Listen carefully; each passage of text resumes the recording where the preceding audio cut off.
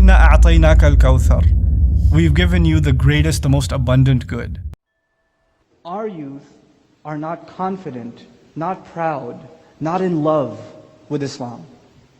They're not confident in the Quran. They're not confident that the Messenger of Allah sallallahu alaihi wasallam is the absolute best role model. No one deserves to be loved more. No one deserves to be followed more. No one. How do you address the crisis of faith? It's easy to talk about a problem. It's hard to talk about solutions. It's hard. And I'm not gonna, my disclaimer will be, I don't claim to have answers, like absolute ones. I have some ideas. I'd like to share those ideas with you.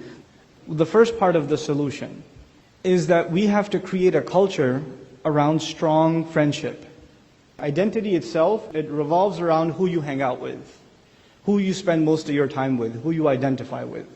When you spend most of your time on a computer, you start taking on some of the qualities of the stuff you're reading and the stuff you're watching. It starts invading your thoughts. The kinds of people you spend time with, if they're studying Islam all the time, you'll want to study Islam too. If they're playing basketball all the time, you'll develop a habit for playing basketball also. If they're going to watch movies all the time, you're going to want to go to the movies too. Your environment has an effect on you. The people you surround yourself with has an effect on you. The Muslim community, starting with the Muslim family and then evolving to the Muslim community, needs to actually have a campaign to ensure our young children are in the company of good role model older kids, like a big brother, big sister type thing.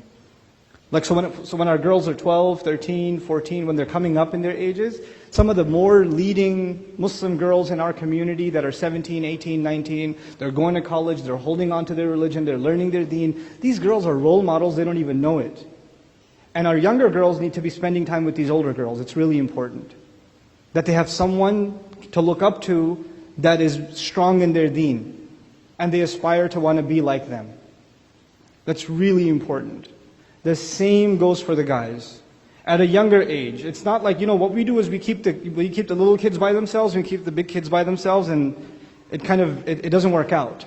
There needs to be a kind of mentorship happening at the community level, so that our younger boys are spending time with some of the older boys, especially the ones that are mature in their religion. And we have, mashallah, even though we don't have a lot of those, we have enough of those. We have enough young people that are mature in their religion, they really want to learn more about it, and they're good role models. They have youth, they have energy, they have health, they have good looks, they could go on any number of ways in their life, and they chose to submit themselves to Islam.